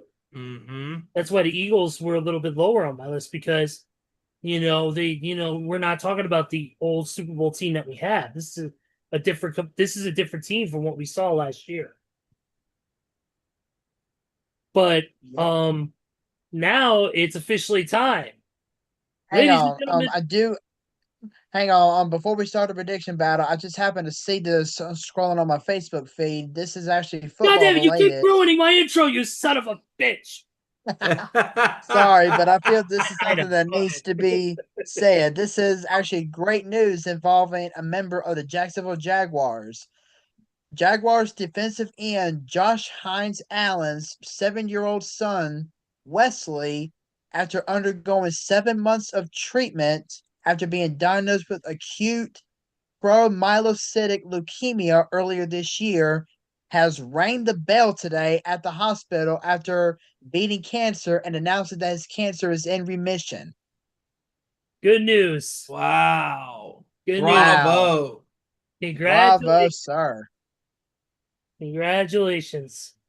I'm very happy for him, and hopefully this clean bill of health continues and that cancer stays in remission. All the best. All right, now it's time. Ladies and gentlemen, you've been waiting for it. It's been a long time coming. And no, I'm not talking about Kevin's Jerry Jones, I love Jerry Jones burner account. And we're not talking about we're not talking about Steven's only drummer's account. Click the link.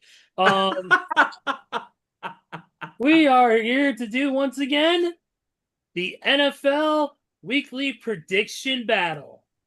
Ladies and gentlemen, Joey, give us some insight on what to expect here for the people who've not seen this before. So, for everybody who has not seen this before, the way we do this is simple. We take a look at all the NFL games for that week that we're doing the prediction battle on. We give our picks. At the end of each week, I tally up all our results and give us an updated record for that week and an overall based on how we do. So let's just say, for example, we're obviously doing week one. We'll have I'll tally up the records after the games are over. I'll announce the winner for week one. We move on to week two. Week two, we go through all the games again. I tally the results, give the results for week two, but then I add week one and week two together to give us our overall record. And then it goes on till all the way until week 18 of the regular season, where we will officially announce the winner. Now, I'm not going to give overall records every single week. I'm going to do this again this year like I did last year. After week 9, which is the halfway point, I will give overall records as to how we stand after 9 weeks. And then, of course, after the 18-week regular season wraps up, I will have our final records and see who is going to be crowned the next champion. All right. And we always start, of course, with the first game of the week and with the last game of the week. And this is a fun little exercise. There's no money involved, just a title belt that we saw earlier in the show. And this is all. And shout outs to Hijacker Mike. He's the one, him and some of his buddies created that. And that is our annual championship belt, which I currently have right here. Yes, sir. And hopefully Hijacker Mike will be joining us soon. We'll see what happens. Obviously, he's a very busy man. If not, we'll have his predictions sent to us and we'll put him into the tallies for this week off the air. So let's go ahead and get started, shall we? And we started off with Thursday night. And we head to the link where the Dallas Cowboys take on the Philadelphia Eagles. And may I say really quick before we do give our scores for this game, ladies and gentlemen, this is our very first ass kicking alert. Ass kicking alert. I'm you know what? And just for tradition, I'm going to go first. Starting off strong. Philadelphia is whooping that candy ass all over Philadelphia. And Philadelphia's going to smell what they're cooking. That's how I'm going to say it. Philadelphia wins this one 34-7. Jesus. Oh, God. Wow. You know what? I'm going to go ahead and go next. I'm going to say Philly absolutely wipes the floor with Dallas. And I'm not gonna give out a safety in this game because Dallas would be too stupid to try to even get a safety if they even if they could. But I'm gonna go the Eagles in this one. I'm gonna go 37-3. God damn. Yeah, I'm on a little different note than y'all. They lost Micah Parsons, but they still got a pretty good offense. So I think I'm going to pick the Eagles, and I think the Cowboys' offense actually looks pretty good, but I just don't think they can stop a soul. I believe they won't even – Jalen Hurts don't even have to put his jersey in the washing machine because he ain't getting sacked at all. He's going to be standing out there taking a nap, making a sandwich, and doing everything. And I got the Eagles winning 48-28. Whoa, God. Well, actually, you know what? I'll change my score. I'll be a little bit lenient. I'll say 37-14. Yeah, I'm gonna go Philadelphia in this one. Just not even close. Give me Philly. Give me Philadelphia 31-17. Yeah, I'm gonna change my score around to give Kevin is right. So I'm gonna go. I'm still gonna keep it at 34, but I'm gonna give it 30. I'm gonna give it 34-14. Next game is a Our Friday, second ever game in Sao Paulo, Brazil. and And it'll be hopefully it won't be Friday. as shitty as the first one last Yeah, year. and it will be on a Friday. So right here, and it will be on YouTube. Hey, free TV. Oh, Hey, Kansas City is gonna take on the Chargers. I'll go ahead and get things started off with this one.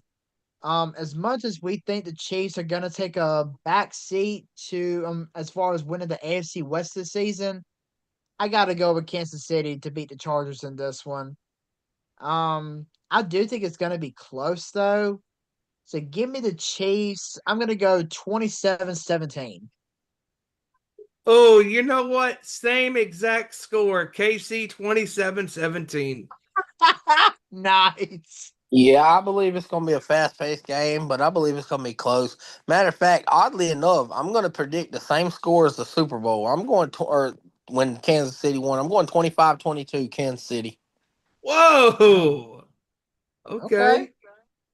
I'm gonna go 27-24 Kansas City over Chargers. All right. So now we move on to our Sunday games. Yes, we do. And our very first one, we're going to the city of the Dirty Birds. It is the Bucks taking on the Falcons. Ooh, huge conference matchup to start this one. Mm-hmm. And a lot of these games are going to be conference games too, kicking off the season. Yep, a lot of these are. Yep. But I gotta go with the Bucks in this one. I do think it's gonna be close. Hey, real quick, NXT is on right now, and Javon Evans is out there talking real quick, and they just showed on the Titantron a motorcycle blowing past in the parking lot. Oh boy. The Undertaker is in the building. Oh boy. Nice. Okay. Oh boy. Okay, back to your predictions. I'm sorry. All right. Who? It was me. I'm gonna pick the Bucks in this one. I don't know what we're gonna see out of the Falcons on Sunday. I do think they're gonna be able to keep it close. But I'm gonna go with the Bucks. As a matter of fact, you know what? First Sunday game for us equals first overtime game. Give me the Bucks 26-20 in overtime. Whoa. First overtime prediction of the year. Nice. Well, since that's the first, I'm going to be the first one to go against the grain. I got the Falcons in the upset to start off. Whoa. The Whoa. Falcons 27-20. And I knew Wow. this was going to happen because, again, this is what I love about Kevin and when Hijacker is on, because these guys just throw all the caution to the wind, to the side, and they go for it. I love it. Just fucking down by the damn birds.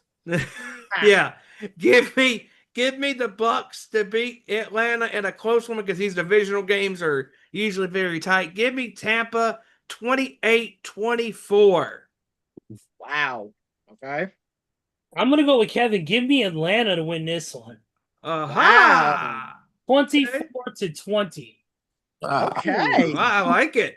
All right. We're split. We're split down the middle on this one. Hey. And the Already.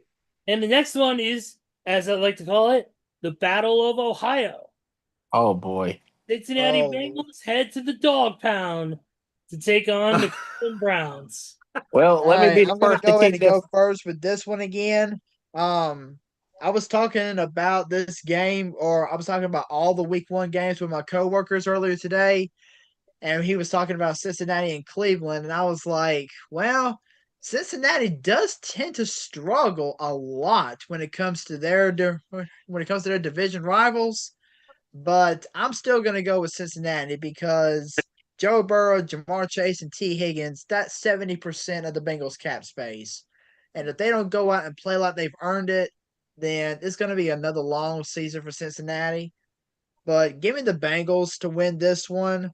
I'm going to go Bengals 31, Browns, I'll say 16. All right, go ahead, Kev. Well, we talk about the dog pound, but it's more like the dog shit because that's what the Cleveland Browns are this year. And you remember, and here's what I was saying. You remember that time when the rock bottomed the British Bulldog on that pile of dog shit? That's what's going to happen with Cincinnati right now. They're about to whoop the Browns. And the reason why I say this, I know they struggle in years past, but you got to count. Joe Burrow's been injured every preseason for the last 4 years that they've struggled. He's not injured right now. And they played in the preseason. I'm going Cincinnati 27-10. I think, yes, their defense is still sus, but what the fuck is Joe Flacco going to put up on anybody, let alone the Bengals? So That's true. I got the That Bengals is true. 27-10. I mean, Joe Flacco has pulled out some miracles, but he can't pull out a miracle out of his hat every time. Yep. Yeah, give me Cincinnati and finally to get off the schneid because ever since Burrow has been the quarterback, they have started at least 0-2. Give me Cincinnati to finally get off the mat, get off the schneid with a week 1 victory. Give me Cincinnati to blow the doors off of the Cleveland dog shitters 30 to They better be shitting outside, not in my house. I popped myself with that one. Give me Cincinnati 30-10. Yeah, give me Cincinnati in this one. Give me Cincinnati in this one. 31-13. Real quick, I'm glad you brought that number up, Steven. 0-10 are what the Bengals are in the last 10 week ones. Oof. So I think they break that this year. Yeah. Yeah, I would kind of hope so. All right. Next game is the Dolphins headed to Indy to take on the Colts. Oh, dear God. Oh, God. Ooh. This game is give me a T, give me an R, an A, S, H. What's that spell? Trash. Oh, by the way, that's also the New York Jets. But anyways, I would say for this game, give me a SNOOZE snooze. Yeah, that's the bathroom break game. Hopefully, I don't get that game. When it pops up on NFL Red Zone, I'm going to take a leak because these teams suck. All right, Rock. I got a score already for this one. You know what? Fuck it. I'm gonna go in Miami. Score is going to be 14-13. Oh, Okay, I'm gonna go a little. I'm gonna go similar, but I'm going a little higher. For fantasy purposes, I want Tyreek Hill to score every touchdown Miami gets. So I'm going Miami. I'm going Miami 20 with a missed extra point, 20-17. Kevin, you talking about this fantasy league or your other one? My other one that I got Tyreek Hill on. Well, I was actually along the borderlines of the exact same score. Give me the Dolphins on a game-winning Jason Sanders field goal, 19-17. Ah, What is that? A safety in there too? No, that's a lot of field goals and a touchdown. Yeah, give me Miami. Give me the Dolphins 21-16. oof. All right. Everybody else picked theirs in that one. Yep. Now we go from crap to even more crap. Oh, Carolina great. heading to Jacksonville to play the other kitty cats, the Jags. Oh, Jesus. Oh, it's a cat fight. Meow. A kitty cat fight. Oh, shut up. Nah, You know what? I'm actually gonna go first with this one. Do we have to pick this game? Wouldn't this be considered cannibalism? And see, I cannot believe I am doing this. No, I cannot believe I'm doing this, but I am actually picking the Panthers to win this one. you son of a bitch. I'm dead serious. Jacksonville has a lot of but I just cannot trust Jacksonville. Can't.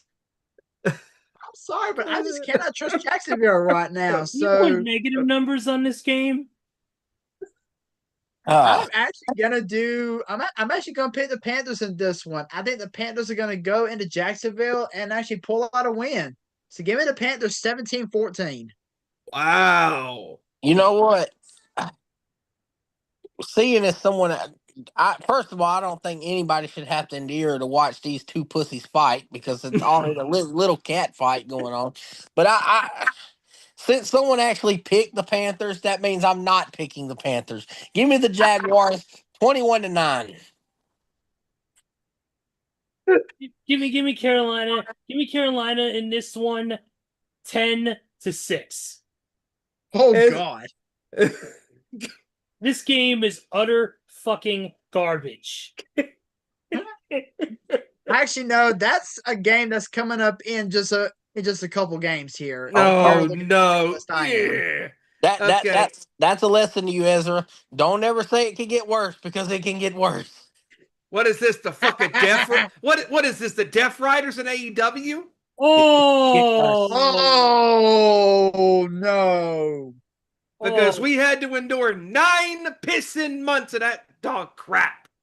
But yeah, with the title stuck in the briefcase. But Yeah. we're not gonna get into that. We got picks to do. Oh, Anyways, give me Jacksonville to beat Carolina in a close, boring, crappy game. Give me Jacksonville 17-13. All right. All right, next game is the Las Vegas Raiders heading to Foxborough to take on the Pats. Ooh. Ooh, this is gonna be the first true test for Ashton Janty to see if he can take his college skills and exploit them in the NFL. But let me be the first to tell you, Ashton Janty, there's a big, big difference between college balls and the pros. But with that being said, this is Mike Vrabel's first game as head coach of the Patriots, and I think he's gonna lead them to a W in this one. So give me the Patriots. I'm gonna go 26-16. Wow. Okay. I'm going New England. I mean, I think Geno Smith, they wrote back on you, buddy, and we're about to see. Give me the Patriots in this one. I'm going Patriots 24-7. Whoa. Give me Wow. the Patriots in this one, 21-10. Give me Vegas. Whoa. 31-20. You're drunk. Go Oh, back. you just made Randy Gyron happy Yes, I with did. that one. He's just. I was gonna say he's gonna worry about him. He's worried about Sprocket scratching his eyes out, but yeah. No. All right, now this is the game that I think is going to be the true trash talk of the game. Here we go. Ezra, if you please. Yes, we've got the Arizona Cardinals taking on the New Orleans Aints. TRASH trash. But if we have to pick someone in this game, This game is more garbage than a fucking landfill. Give me the Arizona.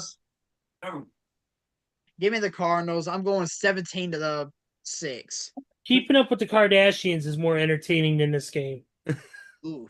Give me Arizona in this one. Give me Arizona 24-10. I think I'd rather listen to Booker T's commentary than watch this game. Now that's a stretch. God. Oh Yeah, God, man.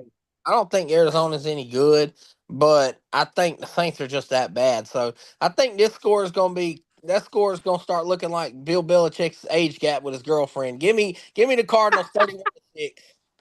I love it. Cardinals to Oh my god. Cardinals 30. Cardinals 30 to 10. Oof. Oh God. This one. Ezra, if you please.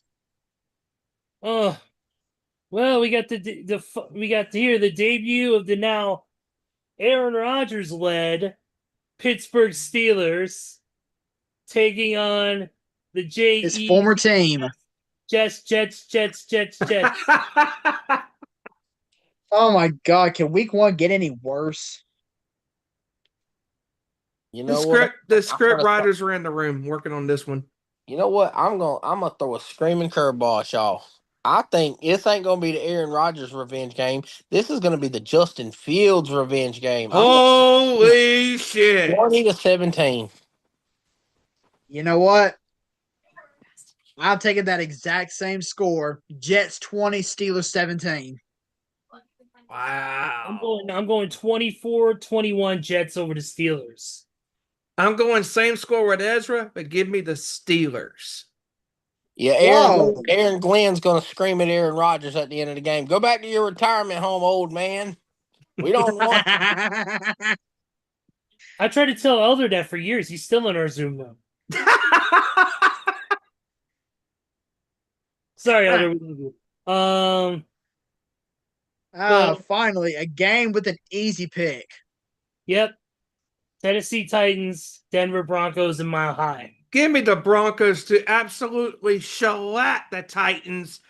I'm going to give them a 40 burger, a 40 piece, 40-7. 37-3. Yeah, I'm going a little closer. Not much. Give me the Broncos 24-0. Whoa! The first shutout of the year on the board. Can't you tell I'm high on Denver's defense? Oh yes. A rookie quarterback. Yeah, give me the Broncos. Give me the Broncos. I'm going to go 27-6. But I believe we may have skipped a 1 o'clock game. No, yeah, we did. We did. We did. Yes, we did. And that is actually your team, Joey, the Washington Commanders. Your team is taking on the New York Football Giants in your team's home stadium. Easy. Give me Washington all over the Giants. 34-14. I'm gonna go a little closer in this one. Give me Washington 28-21. Yeah, I'm going Washington 27-19. Oh. Give me my Commanders. I'm going to go 28-13. Okay. Okay. All right. Next is the San Francisco 49ers taking on the Seattle Seahawks in Seattle. Yeah, It could be in This is Seattle. gonna be Sam. Yeah, this is gonna be Sam Darnold's first game as a Seahawk, and I'm sorry, buddy, but you're not gonna have the same stats this year in Seattle that you did in Minnesota. Give me the 49ers in this one. I'm gonna go Niners. I'm gonna go 30 to Seattle's 10. Yeah, I'm going to San Francisco. I think I would go a little more closer to what you said, Joey. But the fact that the 49ers are very young on defense, I mean, there are going to be some growing pains. But also, it helps that Sam Darnold don't have Justin Jefferson and Kevin O'Connell, like you said. So I'm going to the 49ers in a close one being on the road. It's going to be 24-17. You know what? I agree with Kevin. It's a divisional, game. Those are usually the tough ones. A little growing pains here and there. Give me San Francisco almost the exact same score. Give me San Francisco 23-17. Give me San Fran in this one 27-24. Okay. Okay. Oh, NFC North Showdown. Yes, it is. It's going to be the Lions heading to Lambeau to take on the Packers. Yeah, I'm going to start this one out, guys. I think Packers kind of struggle a little bit starting out. They're kind of like Cincinnati. So I'm going to go with the Lions. I think the Lions are going to make a statement. I got the Lions winning 41-24. Whoa. I got the Wow. I have the Lions in this one too winning, but I got them winning 35-28. Okay. I got the Lions in this one 34-24. I think Jordan Love is going to have a better second half, and he's going to come in there and really make a statement himself. But Detroit's going to come out of the gates firing on all cylinders, and they're going to have just an amazing game. So I think this is one where it's going to be kind of relatively close, but in a sense at the end. But Detroit's going to have the upper hand throughout the game, no matter what. Yeah. Yeah, give me Detroit in a close one. I think this might be the game of the week, of the week in general. Give me Detroit 30-27. All right, our last 4:25 Eastern Time game. Yes, it is, and it is the Texans going to LA to take on the Rams. I'll start this one out too. I don't know what Stafford looks like. I'm going Texans in an upset with Nico Collins. I got the Texans in an upset. Give me the Texans 24-21. You know what, Same. Kevin? I think I'm actually going to go with the Rams on this one. Yes, we have not seen Stafford in practice, but the fact that the Texans are going to be without Joe Mixon for at least the first 4 weeks, that's going to be very, very tough for CJ Stroud to handle most of the passing in those first 4 games. I mean, yeah, the Texans do have a running back. I mean, they do have a pair of running backs to hand off to, but Joe Mixon is a vital part of that Texans offense. And since he's going to be out for at least the first 4 games, I don't see Houston struggling that bad. But against the Rams, I got to go with the Rams on this one. I do think it's going to be close, though. So give me the Rams. I'll go 30-21. Oh, real quick. The reason why I picked the Texans was mainly because the Rams have one of the worst offensive lines in football, and the Texans have Danielle Hunter and Will Anderson lined up. Oh, that is So true. I think they're going to That get is true. Stafford a pretty good amount in that game, at least 3 or 4. Yeah, give me the Texans in this one as well. Score. Oh, it's gonna be tough. Give me Texans 30-20. Yeah, 30-21. Give me Houston as well in a close one. Give me Houston on a game-winning field goal, 27-24. All right. Whoa, ladies and gentlemen. Dude, you want to talk about? You said you thought Detroit and Green Bay might be game of the week. Huge game of the week. This right here is the game of the week. Baltimore versus Buffalo. Yeah. Let you know what? Let me rescind that. Yeah, Buffalo, Baltimore. Yeah, this is game of the week. And Buffalo on Sunday Night Football. Yep, you know what? This is tough as hell to call. Oh man. This is hard. Dude, this is unbelievably hard.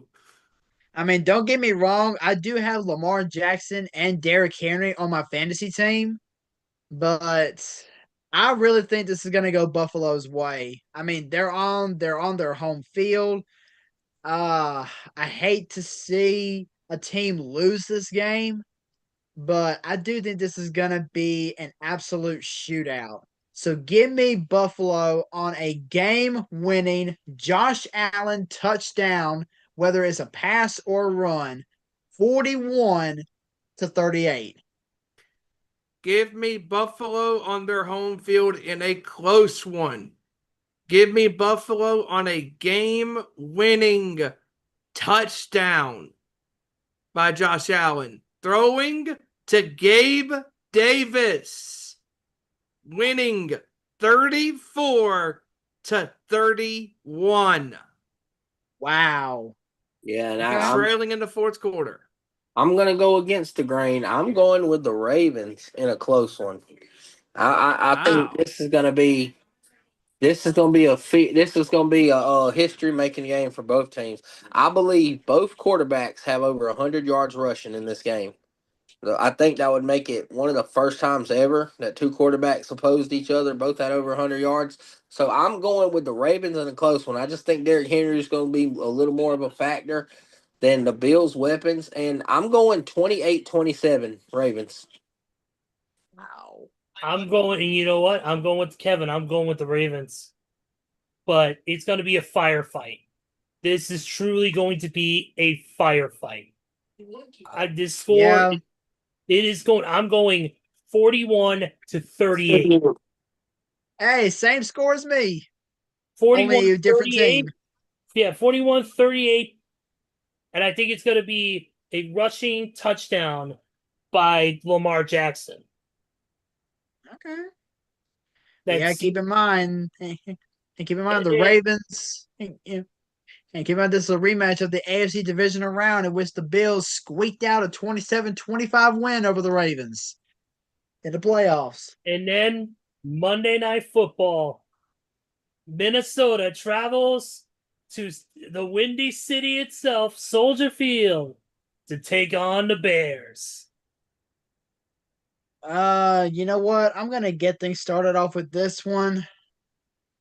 Um, a lot of people are saying that JJ McCarthy is gonna come out and have a great season, but I don't know. I mean, this is technically JJ McCarthy's rookie year, even though it is his second year in the NFL.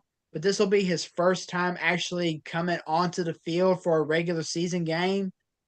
And yes, he has Justin Jefferson and Adam Thielen to throw to, as well as Aaron Cook to hand off to. But I just don't know if JJ McCarthy's going to have that good of a game. I really think he's going to struggle a little bit, and I think it's going to be too little, too late. So, Ezra, this is for you, man. I'm going with the Bears. I'm going. I'm going. I'm going with the Bears on their home field. I think it's going to be close though. 17-14, Bears.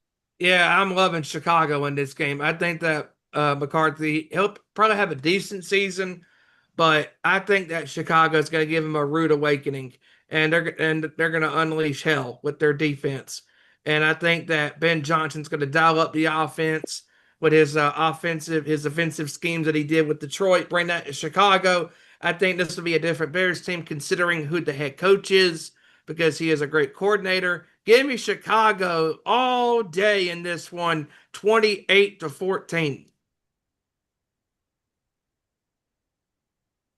Kevin? I'm gonna say this one. I'm gonna get off real quick, guys. But I'm going Bears. I'm going 26-20. Ooh. I like it. All right, All guys. right. I'm about to hop off here, guys. I gotta get the little girl ready for bed. All Great right. job, All right, dude. Kev. All right, I'll see y'all next week. We'll Yep. do. All right, peace out, man. Yeah. And I'm being as unbiased as I can be in this game. And you're right. JJ McCarthy, I think, is going to have a good game. I think he will, being his first real game as a starting quarterback for pretty much now the leading this new Vikings team. Yes, he does have Justin Jefferson, who's one of the best in the game. You have Adam Thielen coming back home to a team, to a different team, but to a franchise, to a city that he's familiar with. But this Bears team is on a different level. This Bears team is different from years past. They've got offensive protection. They've got Caleb Williams, who's molding into a great player. You got new weapons. You still have Cole Kmet as your tight end, who's an awesome tight end. Mm-hmm. You have a defense that's been revamped. You have a veteran center who's been around the league for 12 years, who's going to help lead that defense and help bring them together. And I think the monsters in the midway this year are truly going to be back. And I think Minnesota's going to find that out very rudely and very harshly. Give me Chicago in this one, 27-20. All right, well, that'll do it for our week 1 picks. Yep, and that's Yep. And we will get Hijacker's picks in when this show is off the air. That way he is penciled in. Yes, Yep. absolutely. And man, this was fun again. We love doing this every year. And of course, next week we'll be back again with the prediction battle next week. And of course, we'll discuss any injuries, any sort of things that go on during the week. We'll have that covered. But real quick, we want to send a big congratulations out to. Actually, no, not a big congratulations, but we want to just say, real quick. I don't want to spend a lot of time because we only got 5 minutes till top of the hour. But WWE Clash of Paris, great show, awesome show. Paris fans out of control, insane for Raw and SmackDown, and the event itself. Great matches. All the competitors put on one hell of a performance. It's going to be, as usual, WWE never fails with the PLEs. Also coming up, we have some big UFC fights coming up as well. I know UFC. I believe the next one is UFC 320. I believe is the next one in this series of events. Excuse me here while I try to locate this. But yeah, UFC 319 is the next one. Or UFC 320. I'm sorry, my bad. My brain's all over the place. But it should be a great card. A lot of great fights on there. I believe it's going to take place from the T-Mobile Arena. After the last fight took place, I believe, in Chicago at the United Center. So it should be some great night of UFC action.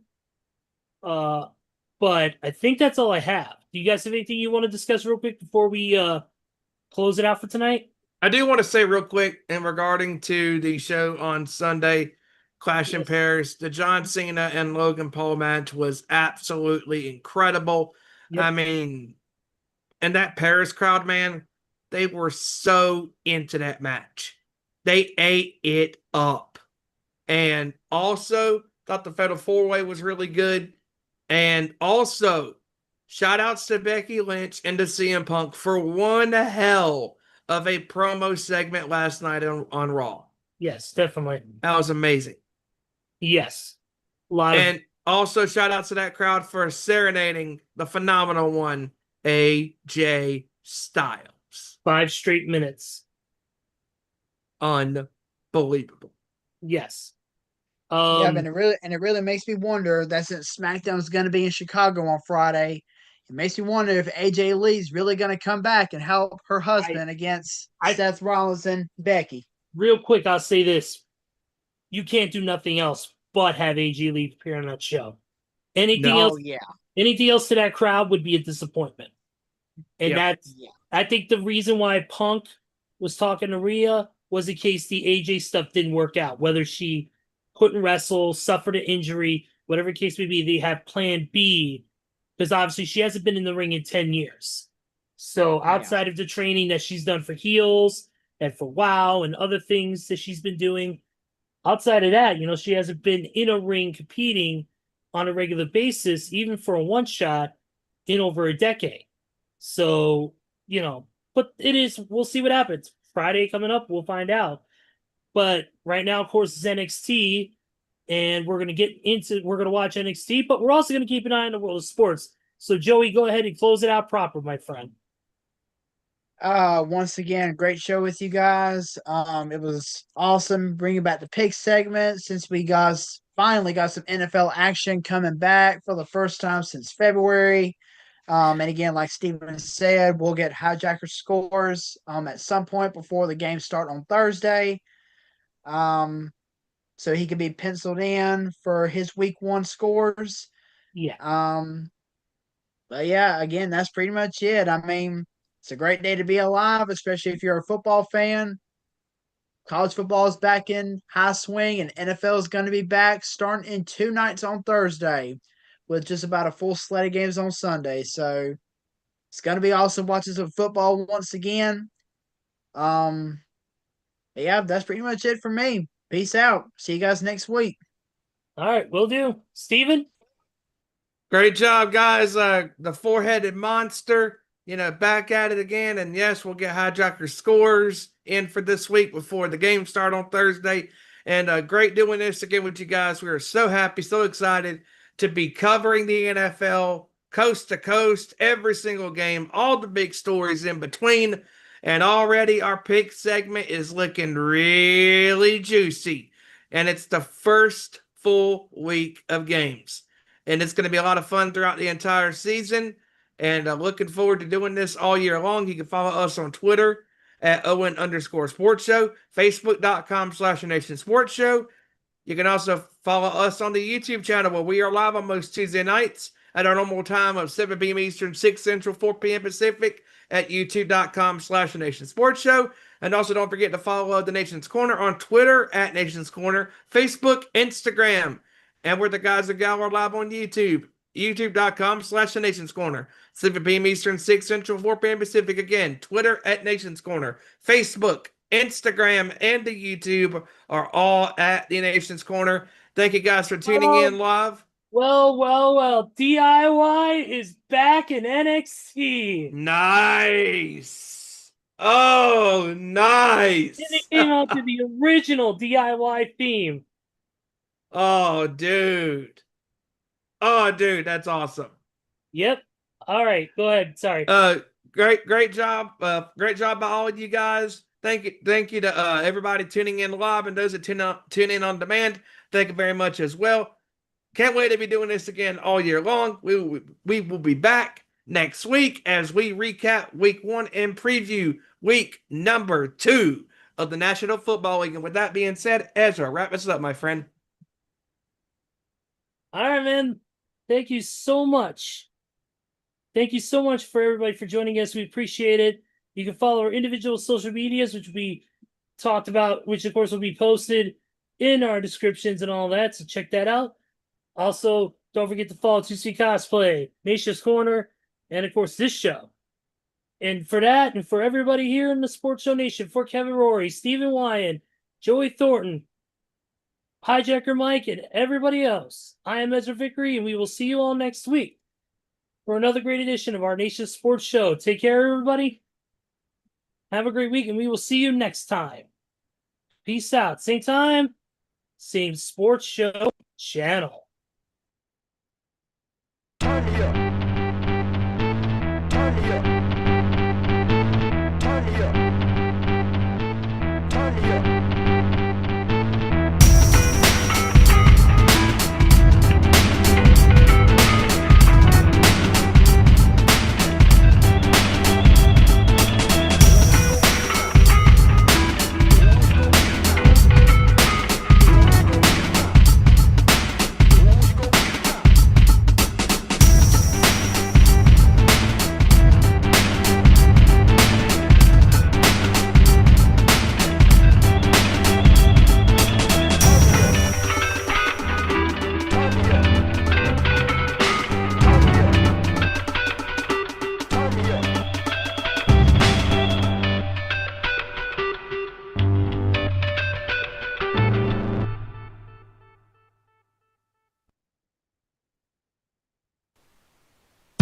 Thanks for watching this week's feature presentation of our Nation Sports Show.